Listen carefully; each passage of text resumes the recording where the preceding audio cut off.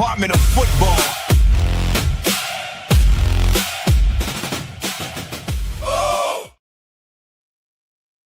What's up, guys, and welcome back to the Gridiron Command, the flagship show on the Department of Football channel. Last week, we had our very first show ever. We're really glad to be here. This is our second week doing the show, and guys, we have a lot to get into, right? We've got arrests, some training camp stuff, some playoff contenders, and plenty more to go through. So, with me, as always, to my right, your left, BroncoRob. Rob, how you doing, dude? You excited this week? Hey, man, it's been a week. It's only, what are we on? Wednesday? Yeah, today is Wednesday. Our second episode. Want to welcome everybody to the Gridiron Command here on the Department of Football YouTube channel. Again, hey, I'm excited. We got a lot of stuff to cover. Some interesting things coming out of all training camps, to be quite honest. But again, we've got a lot to go over, so we're going to jump right into it with our first segment, which is the NFL Jailbird Report. Dude, let me tell you real quick as we get into this, dude, there is so many. I feel like every year there's more, but there is a lot of guys that are in trouble right now. Like, holy crap, right? Like, what are we doing right now? Like, this is OTAs, mandatory mini camps, training camp is literally right around the corner. Like, what are these guys doing that are getting in trouble? Like, oh my God. All right, let's just get into it with our number one.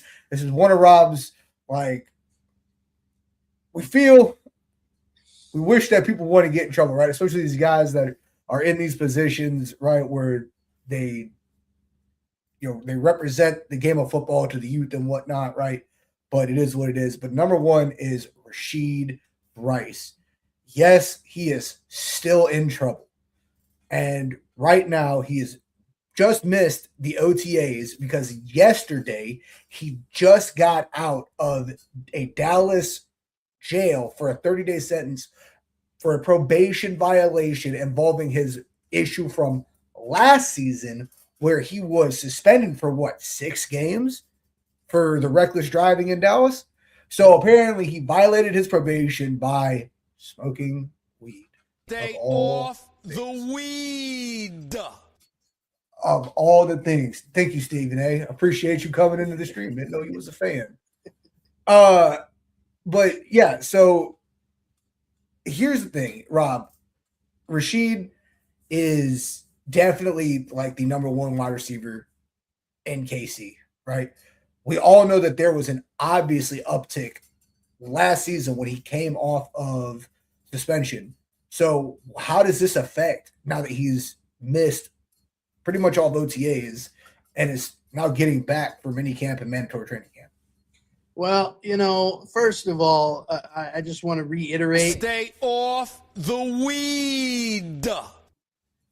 When you're on probation and you still mess with a substance that is going to get you in trouble because you're on probation, all I have to say is you, sir, are a flat out dumbass.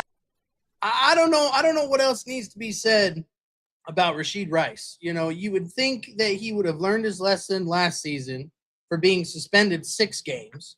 Then he goes and has the reckless driving issue and causes an accident, and I'm sure he's still going to deal with fallout from the courts with, lawsuits from the people that were injured in that event.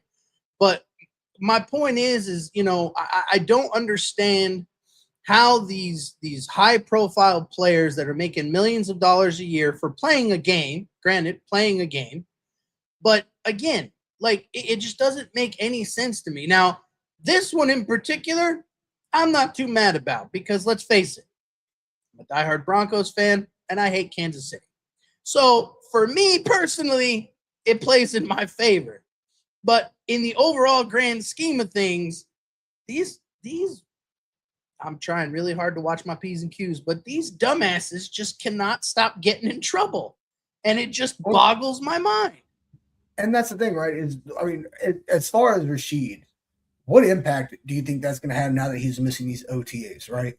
I know that we have Kelsey coming back. We've got Mahomes coming back. He played with these guys last season, but do we think that this is going to affect how Casey's head coach, Andy Reid, uses him going into the season, right? And at what point does KC decide you're not worth the liability? Well, when it comes to that aspect, I mean, Andy Reid is going to be Andy Reid, and he's good. They're going to win games. They're going to, pull some magic out of the hat.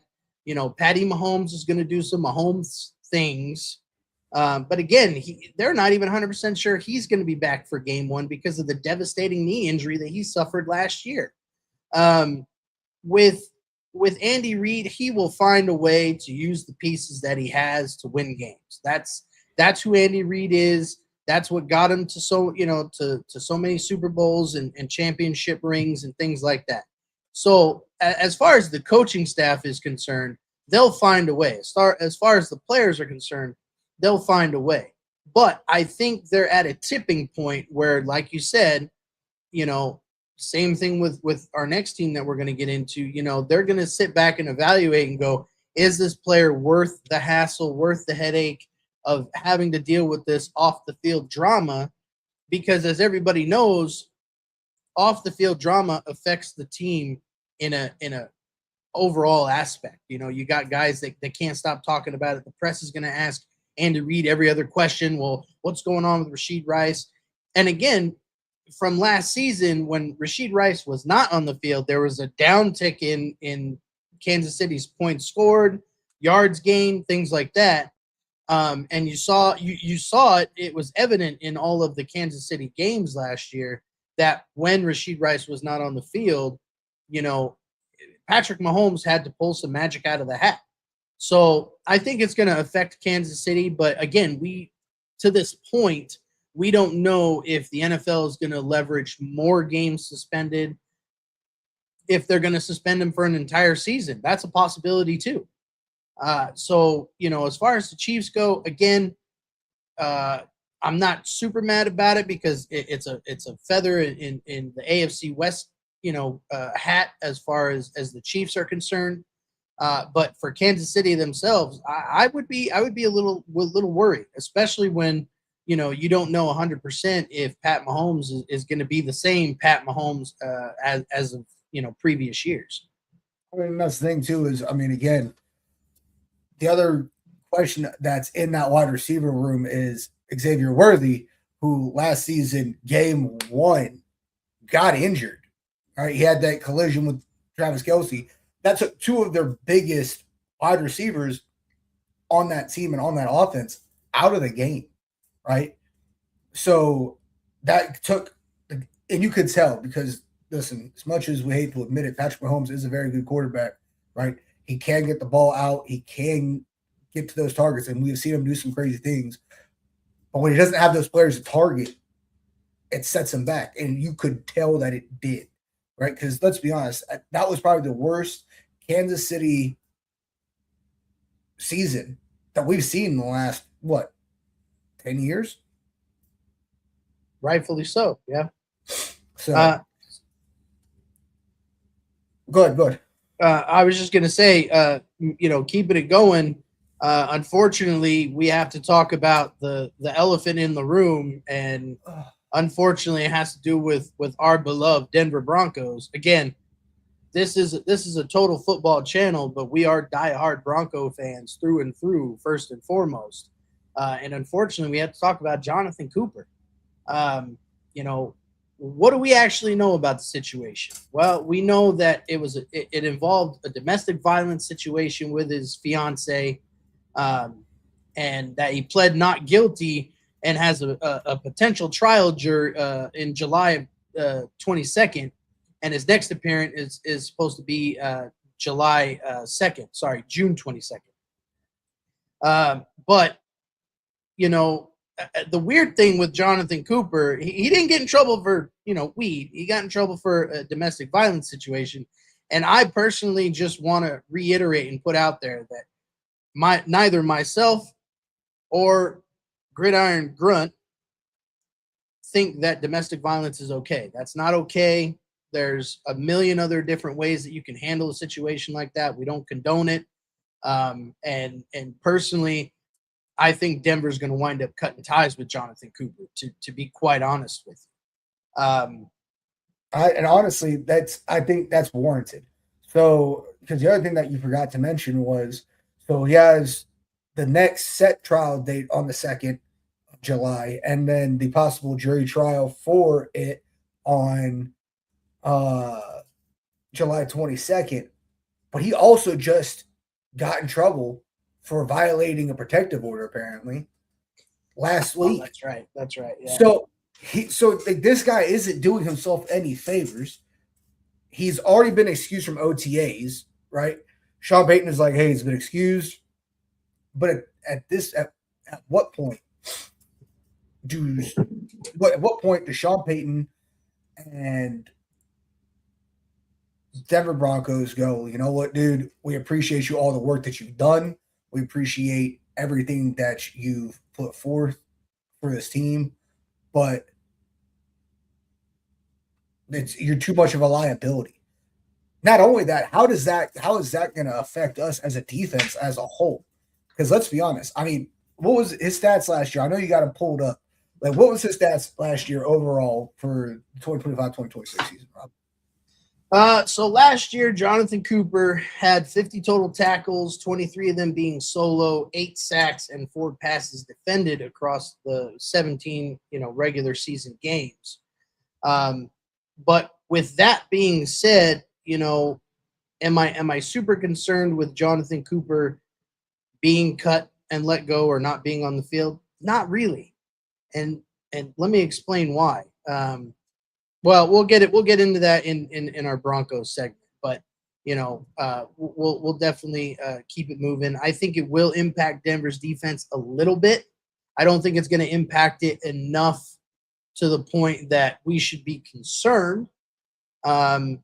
With Jonathan Cooper not being on the field and with Denver losing JFM, we do have contingencies or backup plans in place. And like I said, we'll get into that in our Denver Broncos segment.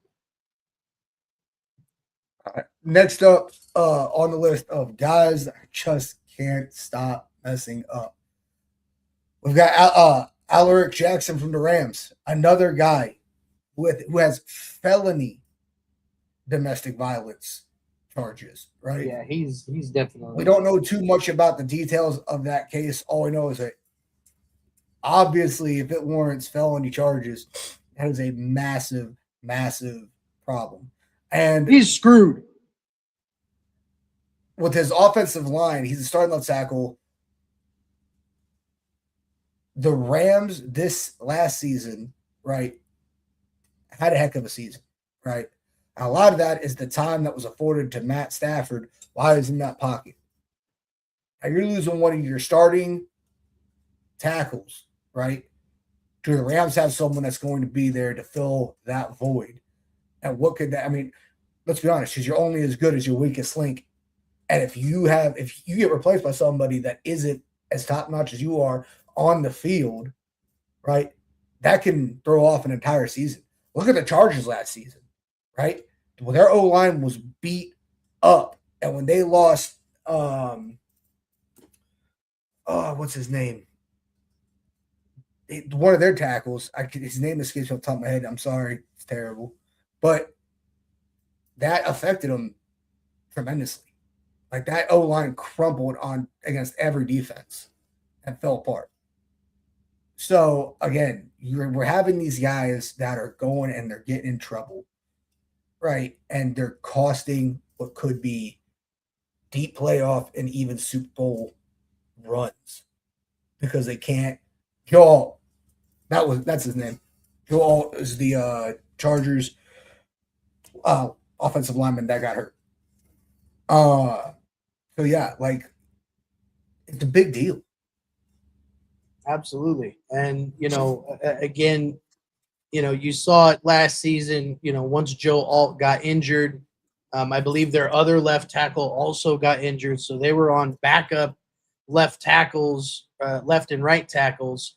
And then last season, I think even one of their backups got injured as well. So they were on like a third string tackle, and it definitely affected the LA Rams, run. They had to change their whole game plan. They had to shuffle offensive linemen around. So that's definitely going to be something to look out for. Moving on, we have an Eagle that got arrested, Mr. Nolan Smith. He got arrested for driving, ladies and gentlemen, I hope you're sitting down for this, 135 miles an hour in a 70 mile per hour zone. 135 miles an hour. I just feel like that needed to be reiterated and said again. For reckless driving in a 70 mile per hour zone. Did we not just see Henry Ruggs from the Las Vegas Raiders drive recklessly at stupid amounts of speed and kill somebody and a dog? Like, is there a reckless driving issue around the league? I think so. The Eagles did just pick up his 5th-year option on his rookie contract as well. Whether or not, now I don't know if this is his first offense, second offense. I don't know if he's been in trouble before. But if he has been in trouble before, I can tell you right now, the Eagles are not going to put up with that. That's another player to look out for to possibly be cut due to their dumbass decisions. Yeah, no, and that's the thing. I think that it's just a lot of these guys, right? They finally make it to the league, right? And these guys have worked their entire lives to get here, right?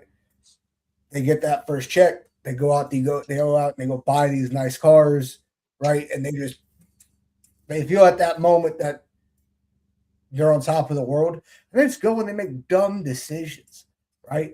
And again, you were completely right. You had another player from the Raiders killed somebody making these mistakes, right? And again, my biggest thing, especially with all these guys that are doing stuff like this, is that you're role models, right? You're not you're not a nobody, right?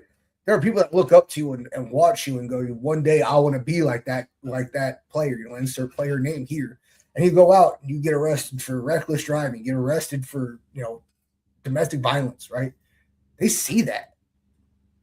And you do better. Like, to all the players out in the league that are doing the right thing, very happy for you. Keep doing the right thing.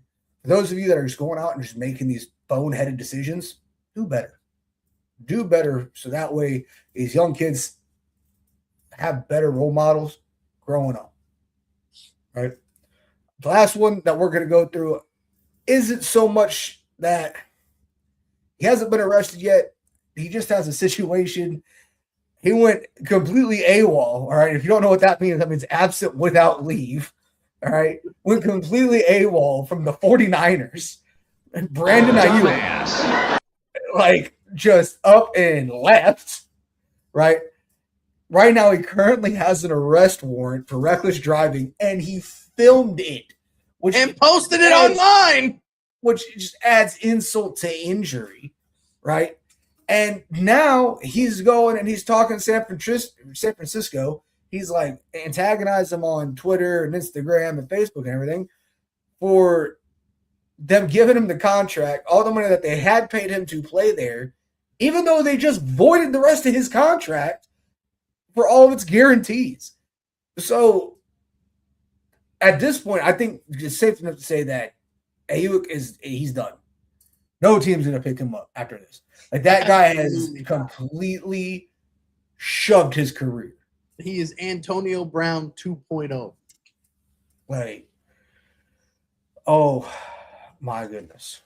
Like, before we get in the audience question, Grunt, I just want to get one of these comments up here from Mrs. Gridiron Grunt, and she says, what do you expect to see from my Indiana Jones? Do you think Danny Dimes just got lucky and spicy before he got hurt? Or do you think he's going to pick up where he left off before he got hurt? That is a great question, and you're going to have to tune in next week. We'll be talking about the Colts next week. We're all very excited to talk about the Colts. That is going to be that will be in episode 3. Episode 3. The Gridiron Command next week. Same time, 7:30 Central, 06:30 Mountain Time. All right. So again, so the question to the audience right now is which situation hurt the team most out of all the ones that we listed? I think that it's probably, I think really, in my opinion, and Rob, tell me if I'm wrong, it hurt every team differently, but the same, right? I agree with that. Gonna do, right? Each team is going to hurt on offense or defense now because these, some of these guys are key players, right? So now we have to see what it's going to do in the long run. So that's my thought. And Mrs. Gridiron Grunt comes back saying, made me think of Johnny Football listening to that arrest. And again, going back to Brandon Ayuk for half a second, the fact that he filmed it and posted it on social media, you now take out the element of saying, I didn't do that. Like, bro, you posted it on your own social media. Like, you're screwed. He literally just screwed himself 100%. But back to the question at hand, I agree with you 110%, Grunt, that, it does hurt each team individually, but it also hurts the NFL as a whole because, you don't see, at least to my knowledge and recollection, but you don't see other sports, you don't see baseball players getting, arrested for domestic violence. You might see some get arrested for, being too intoxicated. It happens in all sports. But, or juicing. Yeah, or juicing. But, you don't see a lot of basketball players, soccer players, things like that. And it's just becoming a problem. And I think moving forward, I think the league is going to, start cracking down and making an example of these people. It wouldn't surprise me if Rashid Rice gets suspended for the entire season. And he has nobody to blame but himself. Brandon Ayuk, he's probably done in the NFL. Like you said earlier, no team is going to touch him because I don't think any team wants to deal with an Antonio Brown circus 2.0. I mean, we all saw what Antonio Brown did, and, everybody's like, oh, he's got CTE. He probably does. But with that being said, it's important to have a good circle of people around you so that way when they see you start going AWOL or getting off of the rails, they could kind of reel you back in and get you back down to reality. But with that question, I'm going to jump into our sponsor of today's show and all Who's shows. Our sponsor? That's a good question. Our sponsor is none other than Dubby. Dubby, jitterless energy for game day. Make sure you use code DOF88 in remembrance of Demaryius Thomas. Get 10% off your order. Why, you ask? That's a great question. With W, you get clean energy, sharp focus, no crash. Has, 150 milligrams of caffeine per serving, per scoop. Supports focus with the coffee fruit extract and nootropics. Includes vitamins and amino acids. Zero sugar, zero maltodextrin, zero fillers. No artificial colors or dye. And it's approximately about $1 per drink. And you get about 30 servings per tub. So again, head on over to w.gg, use code DOF88 to get 10% off your order. That is our code. So that lets W know that we sent you. And while we're talking about that, I'm just going to jump into this. Make sure you go and follow all of our other social media, YouTube, Kick, Twitch, X, aka Twitter. We also have an Instagram as well. All of our socials are the Department of Football. With the exception of Twitter, that is the DOF Pod. And once again, we're sponsored by W, so make sure you use code DOF88 and get your 10% off your order. I just did an order myself today. So again, make sure you use that code. They're our main sponsor, and we appreciate everybody that is commented and in the show currently. And we encourage everyone to share it out and get some more viewers in here and get in the conversation. But with that being said, we're going to move on to segment 2. Grid, what's segment 2 today? Segment 2 today is the watch list. So right now we're going to, go over a team, Rob. And I think you know what team I'm talking about, right? That's just they're kind of a dark horse in the NFL right now. Who would that be, in your opinion? Duval. That's right, ladies and gentlemen. Duval. We're going to talk about the Jacksonville Jaguars. With the Jacksonville Jaguars, you know, they were a contender last year. They beat the Broncos, which, you know, Gridiron Grunt did call. He did say that Jacksonville was probably going to beat us, and unfortunately they did. But with the Jacksonville Jaguars, you have our second-year coach, Liam Cohen. So it's a new era under Liam Cohen. You know, and they've, you know, he's got Jacksonville buzzing. You know, he had that presser at the end of the year where the newswoman gave a very heartfelt, you know, congratulations and you know, just shared nothing but love for Liam Cohen and the Jacksonville Jaguars and the job that they did last season. Because let's face it, the Jaguars went 13-4 last year and won the AFC South title. That's nothing to shake your nose at. You know, Liam Cohen, along with the players, has returned Jacksonville to relevance, and expectations are now much higher this season moving forward. And Grunt, I would like to pose this question to you. Are the Jaguars a legitimate AFC championship contender in 2026?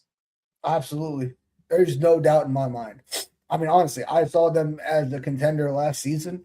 I remember talking about it, and we were going over the last 6 weeks of the regular season, like last 6-7 weeks of the regular season, and everybody was saying that we needed to watch out for somebody else, and we were kind of like going through like who was going to win, who was going to lose, and I was like, I'll be honest with you, Jacksonville's going to come beat us. Jacksonville's going to come to our stadium. They're gonna show out. Like, even with the injuries that they had, with the absolute turnaround that the Jags have had over the last couple of years has been almost in line with our own teams, right? I don't want to bring up the Broncos right now, but like just as far as it goes to turnaround, right? We were struggling. Now we're, you know, number one seed. Jacksonville is right there behind us, and they're coming. They have one of the best, if not the best kicker in the league. All right. Yeah, they do. The field goal line for the Jags stock is 60 yards away. Right? Not even minimum like that. He could do that with his eyes closed. He was hitting field goals in warm-ups from 70. And did it in a game. I think in a game he ended up having what, a 74-yarder? Yeah, he did it twice last season. Like, so now you're seeing these kickers by themselves evolve, right? So it was like, all right, you know, we've got to make it to the, you know, to the 30-yard line to even have a chance. And now we've got guys like Cam Little that are coming out and going, hey, just get me to the 50. I'll take it from there. And that's game changing for these teams. So as far as, are they legitimate AFC championship contenders? Absolutely. They get one or two more weapons in the running back department and get some help for Brian Thomas Jr. Absolutely are those guys AFC championship contenders. Absolutely. And speaking of help for Brian Thomas Jr., let's talk about another player that they had, right? One of the biggest picks of the 2025 draft, Travis Hunter. Travis Hunter came in from Colorado, right? And he played both sides of the ball. And they decided, hey, we're just going to keep him doing that, right? And they're right now. And what happened? He got injured, right? And I mean, you could tell the workload was just too much, right? Understandably so, right? Right. And so now the Jags are still going into mini camp and training camp, planning on doing that again. Now they're being a little bit more careful, right? Probably letting them come in and out of downs and whatnot to rest them. But I think it's dangerous. It's very dangerous to have him playing at this level on both sides. What do you think, Rob? No, I agree with what Jacksonville, is doing is, they're keeping him on both sides of the ball. However, I think the thing that's going to change this year is they're going to do more of an 80-30 split, 80-20 split. I don't know why I said 30. 80-20 split where he's going to be primarily playing cornerback, but they're still going to have packages for him on offense, to be in the slot or even on the outside. I was watching some video this week of Travis Hunter specifically, and dude looks like he's been in the gym. Looks like he put on some muscle. He's looking a little bit bigger, a little bit thicker. I think he still needs to work out his legs a little bit because he's still, at least to me, looks like he's got them thin ass, toothpick legs. But his upper body, he's getting there. So, he's been in the weight room, he's putting on weight, he's been putting in the time and the energy to improving his body to hopefully hold up for that 17-game season. But, training camp is going to tell us, how much two-way football, we're actually going to see with Travis Hunter. And with that being said, can Travis Hunter realistically play both ways for the entire NFL season? Again, it's going to depend on his body and how his body responds. If Jacksonville, if he gets hurt again, they might, pull him back, rest him, let him get healed up and say, okay, from here on out, you're only playing defense. But again, Travis Hunter is an explosive player coming out of Colorado University, being coached under, Deion Sanders, Coach Prime. Shout out to Coach Prime. But, we're just going to have to see. I don't think I don't think he's going to be able to keep that up his entire career. I think eventually he's going to come to a fork in the road and come to a decision. Do I want to get paid as a cornerback, or do I want to get paid as a wide receiver? Now, those two markets are drastically different financially speaking. But, we're just going to have to see how he develops and where he sharpens his skills more and shows that on the field. But there's one more player that we're going to talk about moving forward, Grunt, and that is Trevor Lawrence, their franchise quarterback, the man that was slinging the rock last season, definitely was in at bare minimum top 10 QBs in the NFL last season. He's a mobile quarterback. He's a smart dude. He makes good decisions. And last year he showed the skills that he has and the smarts that he has upstairs. This is probably going to be one of the bigger stories out of Jacksonville this year. Again, Trevor Lawrence came off of a huge 2025 season, led the Jaguars to a 13-4 record and an AFC South title. Many analysts are calling him a dark horse and an MVP candidate entering this year, and I believe that to be true as well because, again, Grunt, like you said earlier, Jacksonville is nipping on the heels. I mean, they're right there. So my question for you is, can Trevor Lawrence become a top 5 QB this year and elevate his game even further to bring Jacksonville Jaguars even further in the NFL? I think that he can definitely be a top 10 this season. I definitely think that if he's not a top 10 already, he's definitely rounding the corner to top 10. I don't put him in the same bracket yet in top 5 as I do guys like Matthew Stafford, Sam Darnold, Pat Mahomes. You've got a lot of quarterbacks out there that are still in the game, that are still very, very, very competitive and very, very good at what they do. He is learning. I think the other issue is that they need to get him targets that are better suited for them, right?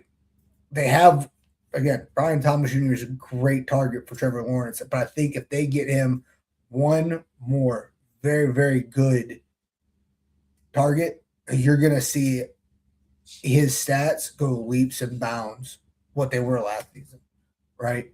And again, if that means putting Travis Hunter more so on the offensive side of the ball, right? Because we know that guy has good hands and the ability to make plays happen, right? That if you start actually giving this guy some more targets, you're going to see this guy really start to pop off, right? Like I said, I'm not sure if I'm quite ready to throw him in top 5, right? This season we're gonna see, but I definitely think that if he's not in like a lot of people's top 10s going into the season, I think by the end of it he will be. I think by the end of it he definitely will be. And again, could he be a dark horse MVP again? If the Jags produce and crush it like they did last season, very, very likely that he picks up an MVP. Very, very likely. Now, with that being said, Trevor Lawrence is currently playing under a 5-year, $275 million contract that pays him an average salary of $55 million a year, making him one of the highest paid quarterbacks in the NFL. Now, the contract's new money doesn't kick in for 2026 until 2026, which is this season, and locks him down in Jacksonville through 2030. But I mean, financially speaking, like if Trevor Lawrence gets them another AFC South title and possibly to the AFC Championship game, you could see that number go up tremendously. Absolutely, especially with the way that these contracts are getting written now these days, right? Looking at you, Dallas, because let's be honest, they're the ones that keep setting precedents for the most paid whatever position. Jerry Rice is senile and just throws money at everybody. Jerry Jones. I'm Jerry Jones, and I'm here with money. But yeah, no, I think that definitely, depending on how the next couple of years go, if he keeps producing the way he's producing, yeah, no, you're definitely going to see this guy start raking in a lot bigger contracts. And I don't think, and honestly, I don't think Jacksonville is going to let him go. Like, there's no way that Jacksonville even, I think, thinks about trading him away because of just what that guy has, helped build in that locker room. No, so, I think you're right on that. I think Jacksonville would be, for lack of a better word, dumb to let him go, trade him away, what have you. But, there's some other quarterbacks that we're going to kind of run through and mention real quick. And we're going to start out with Sammy Darnold, the reigning champ on the Seattle Seahawks. That guy honestly played out of his mind last season. Let's just be honest about it. He did the season before. Yeah, with the Vikings. When I saw the Vikings get rid of him, I was like, you are dumb. I don't know what the GM was thinking. Yeah, I don't know what the GM was thinking, getting rid of him.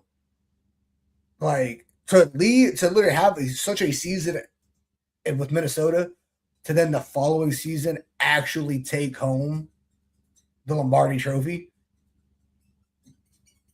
Sam Darnold is a top 5 quarterback, right? If not the top quarterback. He's the reigning Super Bowl champ, for crying out loud. You're not wrong. You're not wrong. And honestly, I don't see him slowing down as far as his position and the targets he has. Right? He's still going to have JSN. He's still going to have who is it? They just picked up somebody, and I can't think of it. There's so many names. There's so many names in the NFL. But really, the question is with Rashid Shaheed. Shaheed, that's right. That's who they picked up at the trade deadline. So this guy has great targets. The question is with the backfield at Seattle, now that they got rid of Kenneth Walker III, where he's going to go, or how that's going to play into that offense as a whole. Are they going to look at utilizing his arm more and giving him better pocket protection, or are they going to try and run back the same kind of running back game that they had with Charbonnet. Well, that's a good question. I mean, they still got Cooper Kupp over there as well. Is Cooper Kupp, in his prime anymore? No, he's not. And again, Kenneth Walker left the team that he just won the Super Bowl with and went to Kansas City. Thanks a lot, KC. I would have loved to see him go anywhere but there, but I digress. Our next quarterback we're going to talk about is the one, the only Lamar Jackson, who is coming into, for the first time in his career, a new head coach. So that's going to be interesting to see what happens. And if, Lamar Jackson can actually stay on the field and not have to run to the bathroom every game to take a dump. But, my suggestion for him is stop eating before the games and you won't have to do that. Yeah, no, I mean, again, you're completely right? John Harbaugh with New York Giants now. Huge difference there when it comes to coaching style and everything like that. And really, it's not even about Lamar going out the field for bathroom breaks, but also he was injured last season, right? Now, whether or not he was actually injured or he was just tired of just getting stomped on, I think is also going to be very telling, because their season opener against Buffalo was probably one of the greatest season openers for two teams that has happened in a very long time. That was such a high scoring, every second something happened that drastically changed the game, that, like, if he can keep the mentality that he had for that season opener throughout a season, he's going to be back in talks for MVP yet again, right? He's going to sit there and possibly give the Ravens a chance at a deep playoff run and maybe a chance at the Lombardi Trophy, right? Well, and the Ravens this upcoming season, their week 1 opener is against none other than Danny Dimes and the Colts, which we're going to get into the Colts next week. So make sure you come back. We'll get into all the Colts action next week. The next quarterback I think we want to kind of show some love to, no pun intended, Mr. Jordan Love, who unfortunately just fell apart last season. I heard so much about. Now, I'm a fan of him. I don't know if you are.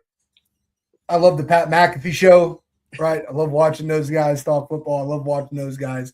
And I remember when about November, December, all I heard Pat McAfee screaming, "It's Toyota-thon. Jordan Love's about to absolutely go buck wild. He's about to do all this." And the entirety of Green Bay imploded between Love falling apart, all of their running backs and wide receivers getting absolutely throttled, right? And just not making it. I mean, what are your worries when it comes to Green Bay? Is it the injuries? Is it just, could Jordan Love just not handle the pressure? Like, I don't think it's that, because he's had great seasons in the past. So what was it that, do you think, last season that caused it? It could honestly, to be quite honest with you, it could be the pressure. I mean, look at what happened when they played the Bears. I mean, that game was back and forth, and Jordan Love he couldn't close that game out.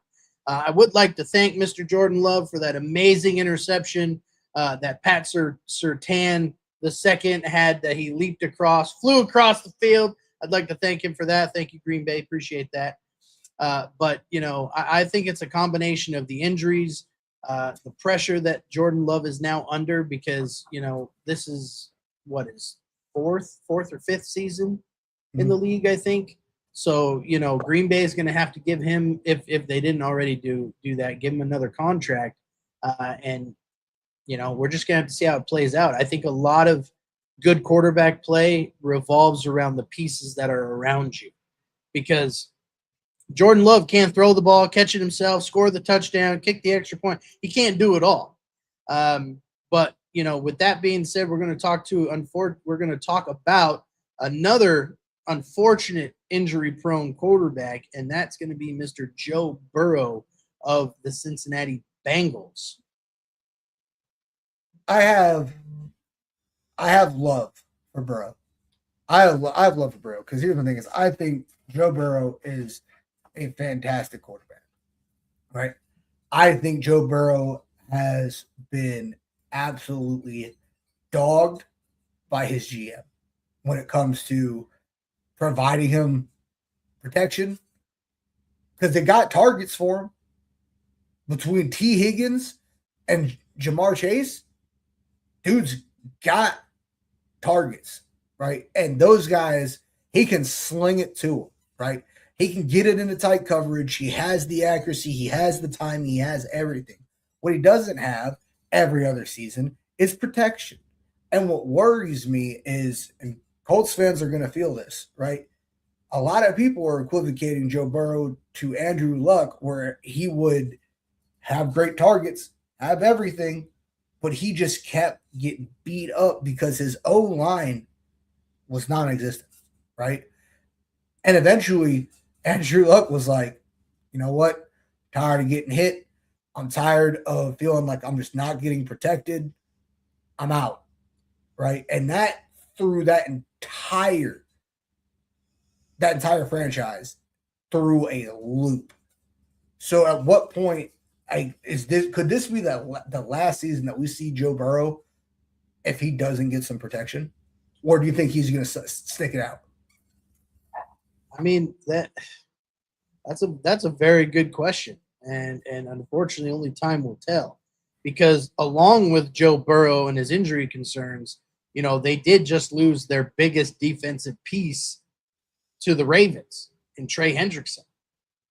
They should have paid that man whatever he wanted to keep him around because he was the anchor of that defense. And again, only time is gonna really tell as far as the Cincinnati Bengals go. I mean, that's a tough team. I think one of the most interesting rookies that we're gonna kind of talk about real quick is Ty Simpson. Is he the future of the Rams? Is he going to develop into the next Matthew Stafford?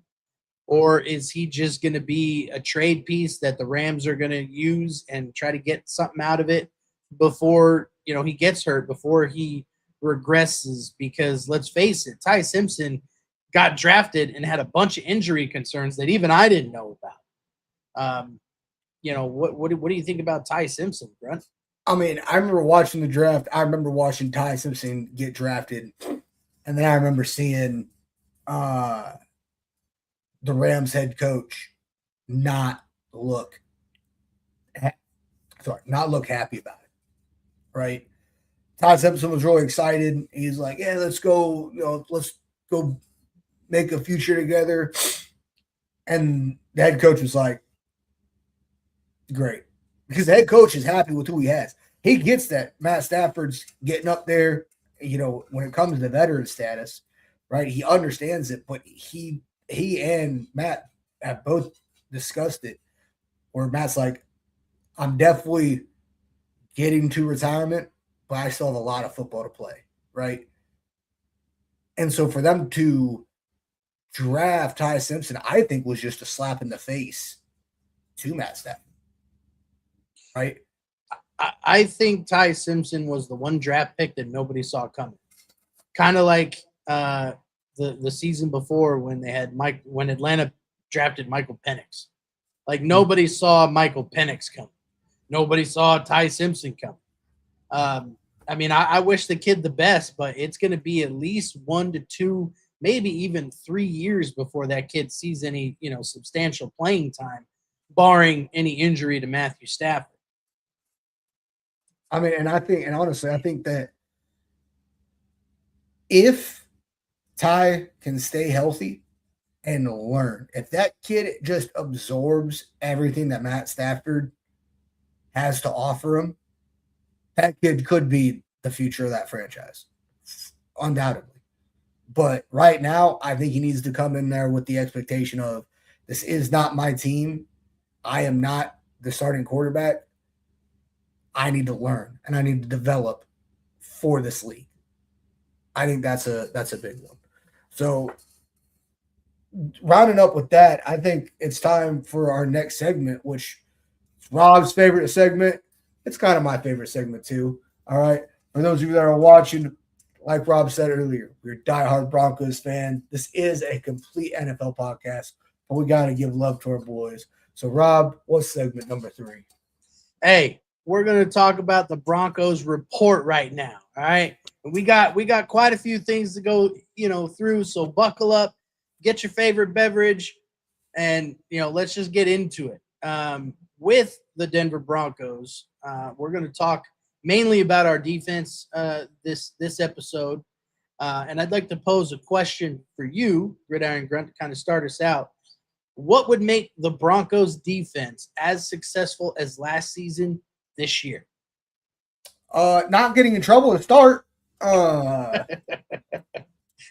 think Thanks, Jonathan. I think that deserves another one of these. Dumbass.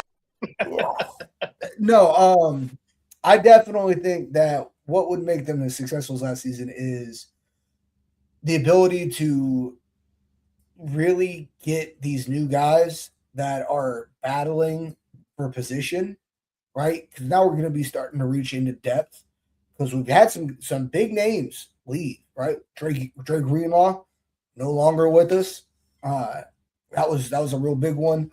JFM, no longer with us, right? Cooper may no longer be with us. So as far as what's going to keep us as successful and as such a good defense as we had, last season, because we definitely weren't the number 1 defense in the league. I will give Houston its flowers. Houston had the best defense in the league. I will say that we need to make sure that we have these guys. I think JD Vance is, or not JD Vance. Vance Joseph is up to the task. Yeah, sorry. I don't know why. I'm so tired.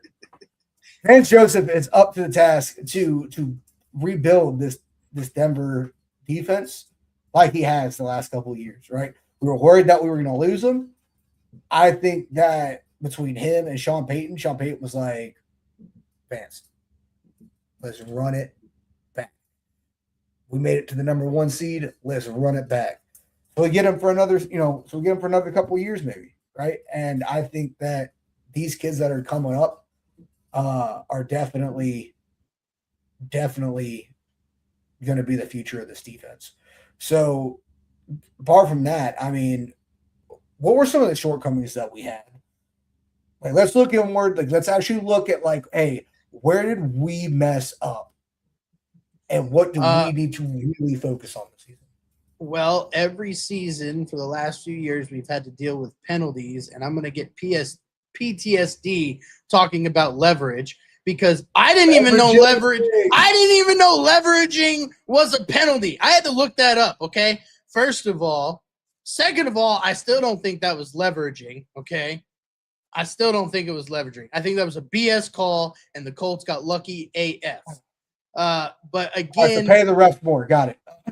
But we did have missed opportunities, drop balls, and we had 11 close 1-score games last season. Now, granted, Bo Nix, who we're going to talk about here in a second, Bo Nix was able to lead us to victories in those 11 1-score games, and thank God, and God bless Bo Nix that he did, because some of those games I could have had a heart attack. I mean, it was a nail biter.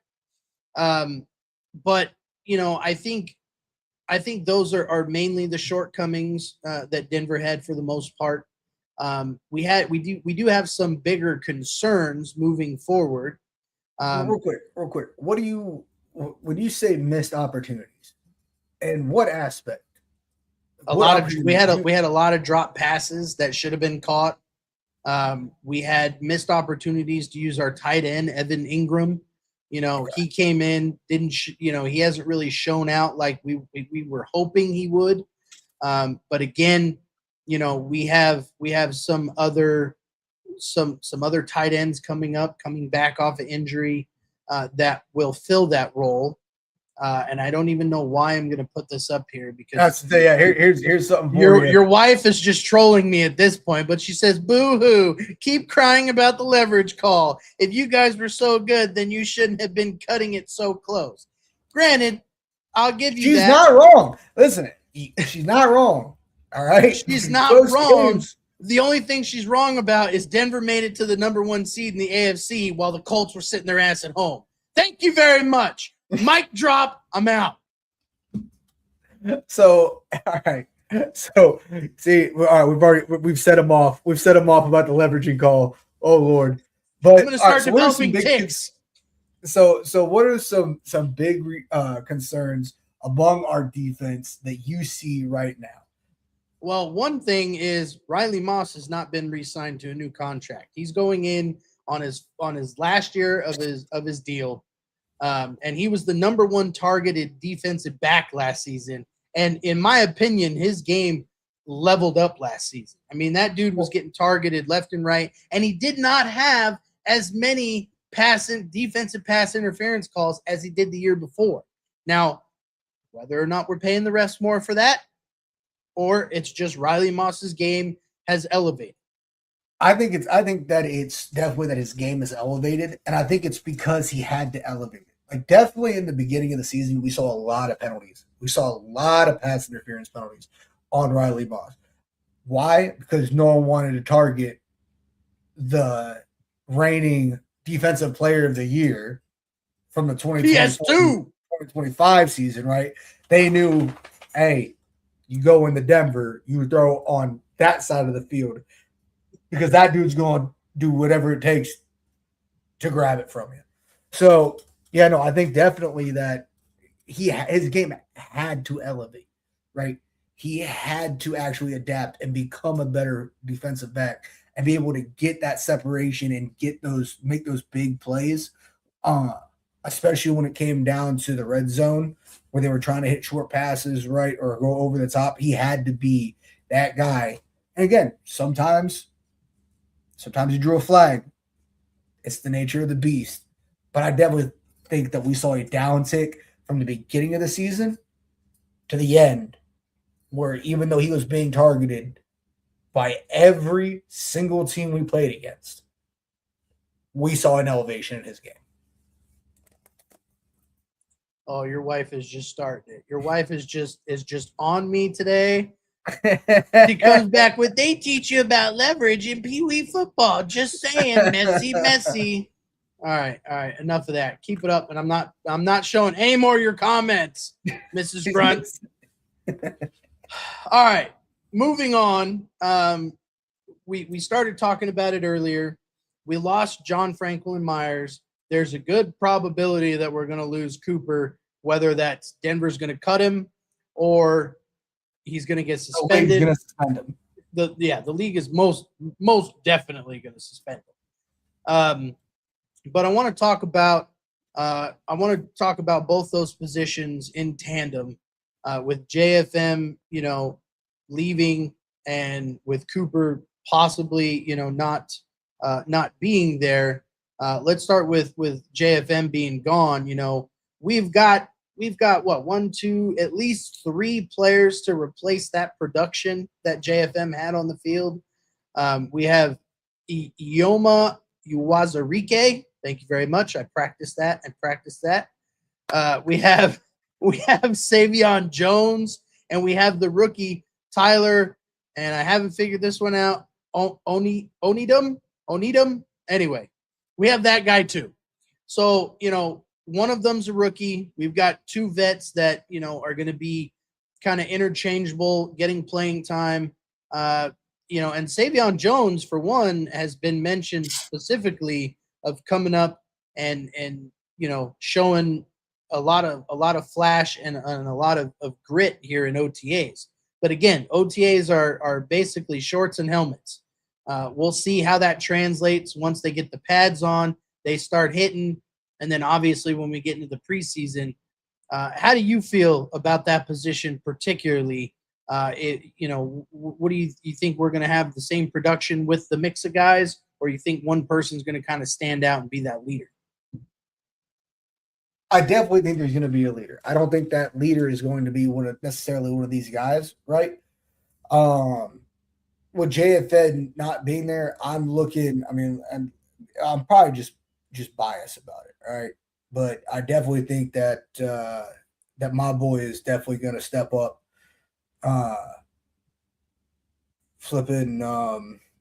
He's like my favorite player, and I have his jersey, and even his name escapes me. I'm gonna start adding these. So to my short sheet. Should I start playing the Jeopardy music? Yes, you should. I'm about to walk away. Sack Allen? Sack Allen. There it is. Thank you. Yes. Again, I'm sorry. It's been a long day. All right. I am in the military, and I didn't go to work today. All right. I worked a 12-hour day. All right. But so no, I think Zach Allen has the possibility of stepping up, right, and becoming the leader of that defensive line. I mean, I think that honestly, we really need to see what with JFM gone.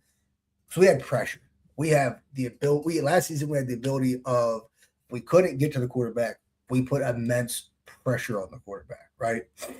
So are one of these three guys, right, Savion, Ioma, or Tyler, going to be able to fill that gap and maintain pressure? I don't need these guys to get 68 sacks, right? I don't need them to be, a Myles Garrett of the defensive line, right? I don't need that.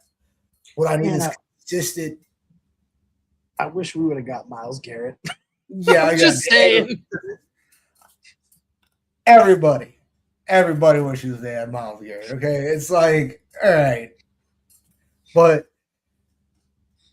looking at it, right, is I don't need them to have a Myles Garrett season next season. I just need them to be able to fill into this defensive line, create those pressures, and make every quarterback that we go up against scramble out of the pocket, right, or make timing mistakes because they're coming.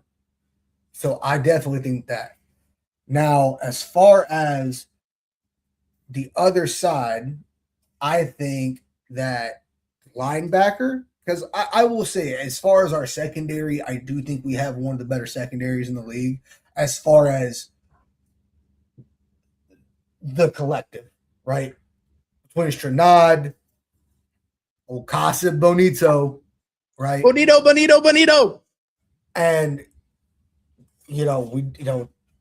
at the time last season, right, with Cooper, we had a very, very strong secondary secondary when it came to our linebackers.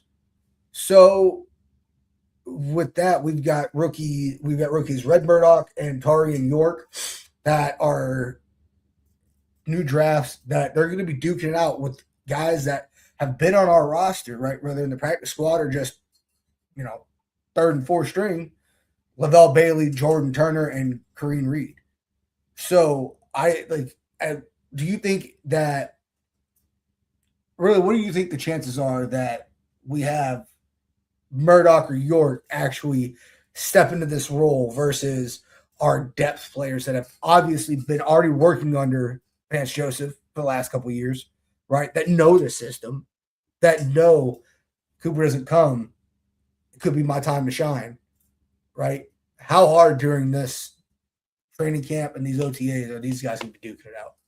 Oh, I think they're going to definitely be duking out. And just from those players that we have listed, Red Murdoch has been one of the rookies that has been generating a lot of buzz at training camp and giving our veterans problems. He's been causing problems in the backfield.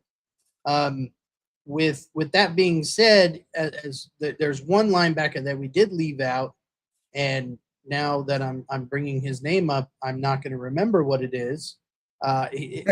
His brother plays for New England. Oh gosh, give me just a second. Hang on. We drafted him,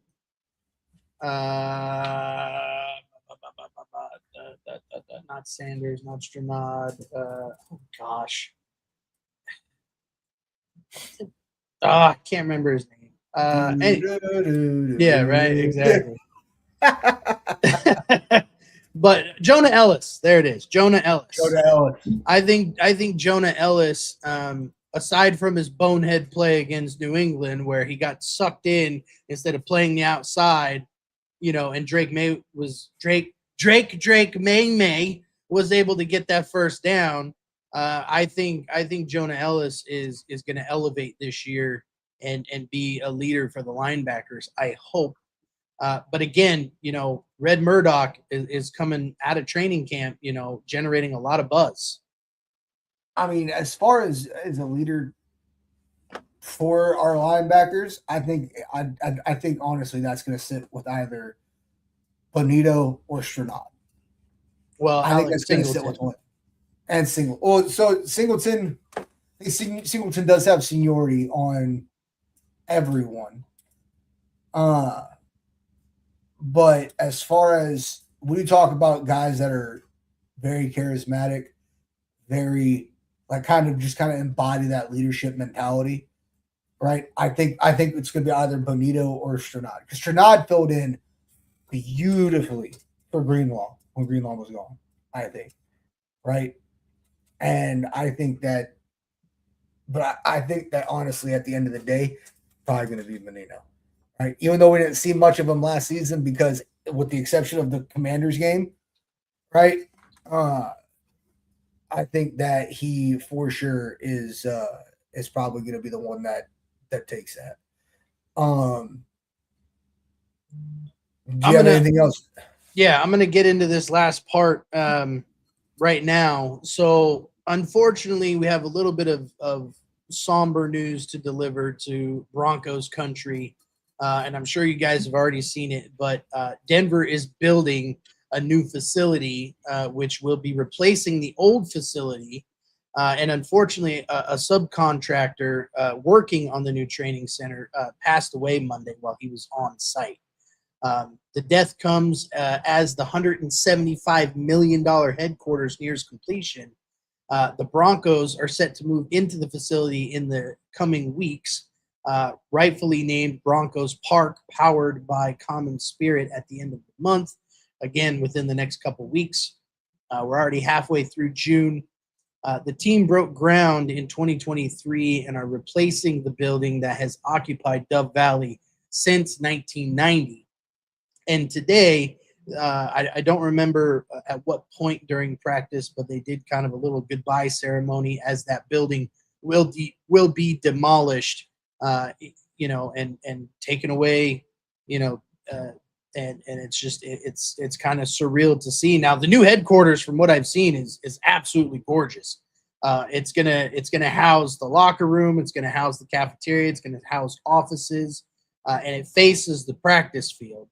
But again, it's very sad to say, and our condolences go out to that subcontractor's family, because when building such great structures, you never want to see anybody die, let alone get hurt. But we're going to move into our last segment of the show, and that's going to be our hot takes.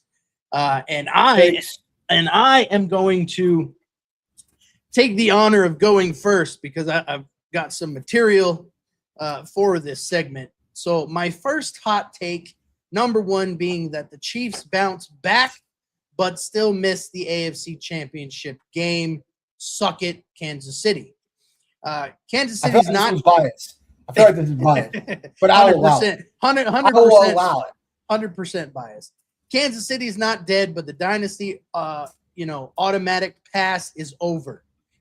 They went 6-11 last year, missed the playoffs, and Patrick Mahomes is coming off an ACL injury that cost him the final 3 games of the season. Vegas still expects a rebound with a 10.5 win total this season, but that does not automatically mean see you in the AFC title game. It is no longer the Pat Mahomes era. The Chiefs are going to be better, but the Chiefs fans need to learn a new January tradition, and that's watching football from the couch like the rest of us peasants. My hot take number 2 involves the New England Patriots will make the playoffs again, but they're not repeating 14 wins. Patriots make the playoffs by itself is not hot anymore. Mike Vrabel, if he can get his off the field issues under control and keep it in his pants, New England has come to be one of those formidable teams. It brings me back to the days of Tom Brady and Peyton Manning duking it out every year, to make it into the playoffs, to make it to the AFC Championship game. But last year, New England went 14-3 and won the AFC East. They beat the Chargers, Texans, and Broncos in the AFC playoffs, but then didn't even show up for the Super Bowl against the Seattle Seahawks. Let's be honest. The better take for that is that they're legit, but regression is coming. The 2026 win total is probably somewhere around 9.5 games, and odds makers are factoring in a much tougher schedule this year for the New England Patriots. Now, you could say the Patriots are back, which is terrible news because Boston fans were almost starting to develop humility. Almost. What it was they are all dusting off their Kansas City Chiefs jerseys. Right? They were putting those back away and they were dusting off the Brady jerseys and like, oh, I've been here the whole time.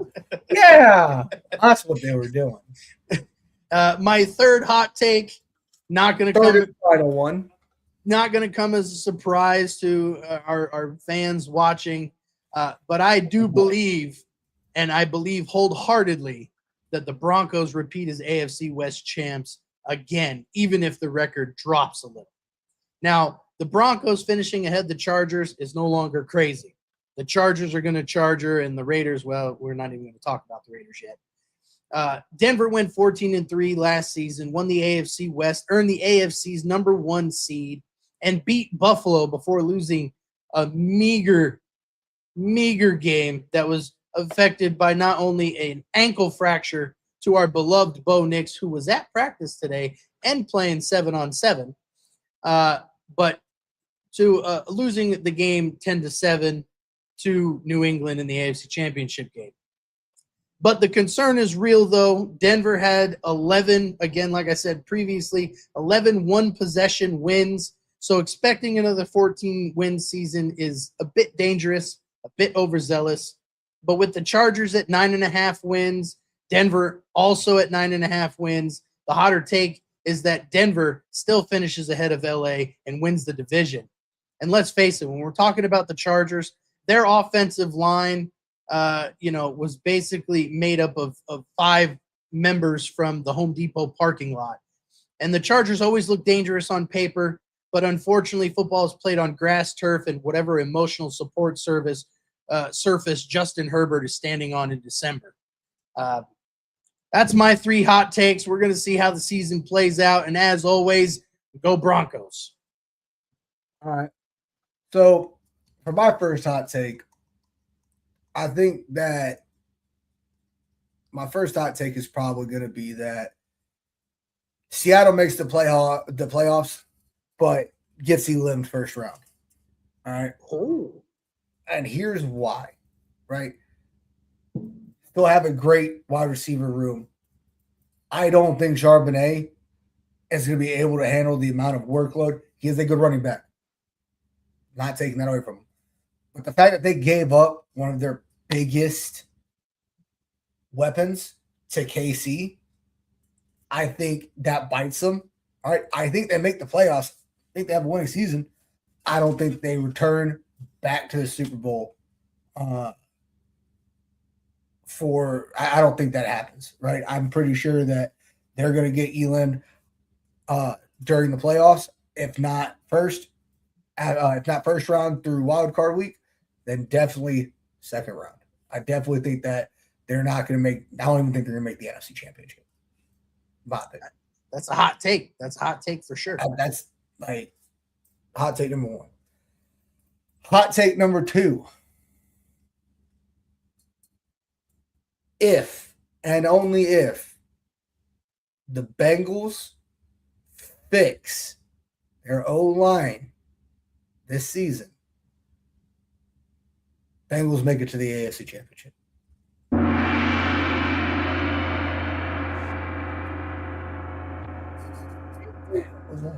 Ain't no way. Ain't no way.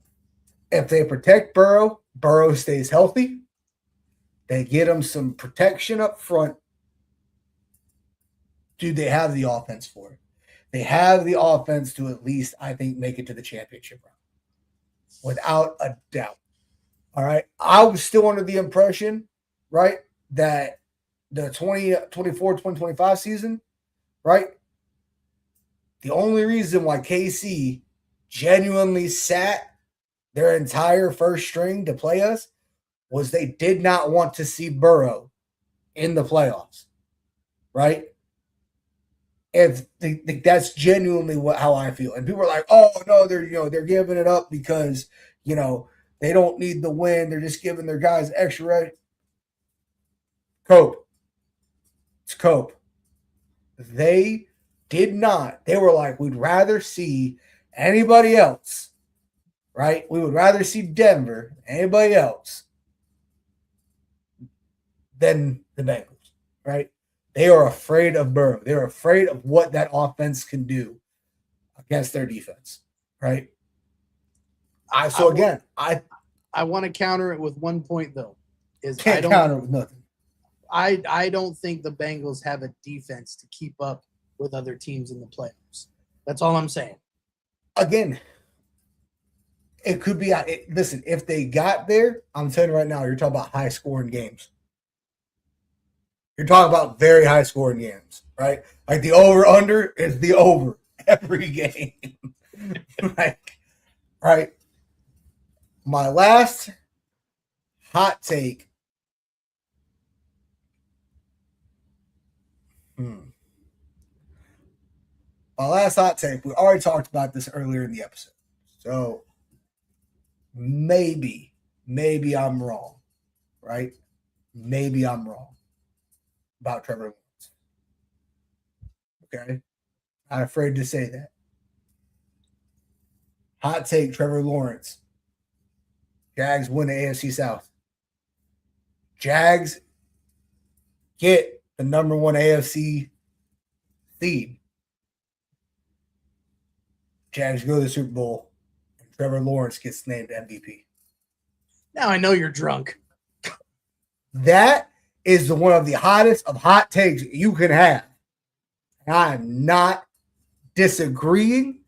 Again, this is all about hot takes. So I'm going to throw it out there. I was worried about him last season. I knew those dudes were hungry. You're talking about a team that is growing and that has not only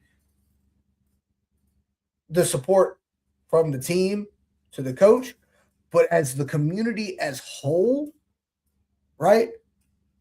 We saw it. We saw it where even though they lost, the community wasn't like, oh, it's the same thing over and over. Oh, we suck again. Oh, it's this. That whole community was like, y'all played an immaculate season. Keep your heads up. We'll be back next year. Duval's coming back. Duval. Right? So yeah, again, hot take. Duval wins the whole daggone thing. And Trevor Lawrence gets the MVP. He leads the Jags to the Lombardi Trophy. That's my hot take. I would like to remind you that Trevor Lawrence did cut his hair. So right now he looks like a Miami fuckboy. Hey, you know what? He's just getting the bangs out of the way so he can see further down the field. All right? He was like, it's really hard to see Brian Thomas Jr. 70 yards out when the bangs are in the way. I got to get rid of him. All right? Those are my three hot takes. And with that, guys, I just want to say I appreciate everyone who came out tonight, for everybody who was in the comments. Appreciate you guys for coming out and showing your support for the second episode of the Gridiron Command on the Department of Football channel. And I just appreciate you guys for being here. Appreciate everything that you guys do for us. One last thing. right before we sign off, is this. Rob, what's one thing you're looking for during training camp as we're going into it? Well, again, you know, I would like to stop seeing NFL players get arrested. So stop making dumbass decisions. Go home, go to practice, go home. Don't be going out to the club. Don't be, oh, I'm going to take this car for a test drive. Don't do none of that dumb shit. And again, you know, Stay off the weed. I don't know how many more times that we have. Stephen O! Stephen O! Oh, Lord. Not dead. What are you talking about? He's in the walls. But, you know, again, I just want to see how training camp rolls out, how these rookies, you know, adapt to coming from college to the NFL. Because, again, between college and the NFL, you know, they're two separate paths. They're parallel, but they're two separate games. The NFL is a lot faster. You're going up against guys that are a lot bigger, a lot tougher, a lot stronger. And a lot more skilled. You're Yeah. not going from the top, you know, they're going from everyone in the country, right, to the top 10% in the country. Absolutely. So I just want to see how these training camps turn out. And again, you know, my heart of hearts, I want to see, you know, Bo Nix lead us back to the promised land. You know, in Bo Nix we trust. But again, I also want to thank everybody that has been in the comments, that has been hopping in and out of the show. I would like to just preface again, for anybody that is still watching, you know, head on over to our other social medias, the Department of Football. We're on YouTube, Kick, Twitch. We do have a Twitter or an X profile, whatever you. I'm old, so I'm going to always say Twitter. Our Twitter is the DOF Pod. And again, we're sponsored by W. Use our code DOF88 for 10% off your order. And again, I just want to thank everybody for being here. We did have a couple comments that I was not able to get to. I'll drop those real quick. Your wife coming after me again. All love in real talk. I think their biggest downfall, meaning the Broncos, is getting too cocky toward the end of their games, which is what led to flags, messy play, and scrambling towards the end of the games. I disagree with that, but, you know, we can agree to disagree. That's fine. And then we did actually have a new person to the chat saying, go Broncos after the Colts. So that's got to be somebody in your family. So the mother-in-law. Mother-in-law, we appreciate you being here. But again, you know, it's only episode 2. I thought we were an episode ahead coming into the show today. I was telling, you know, Gridiron Grunt before we started our stream that I thought we were on episode 3. But again, with that being said, you know, this has been the Gridiron Command show on the Department of Football YouTube channel, where one league, every team, full coverage, and we'll see you guys next week.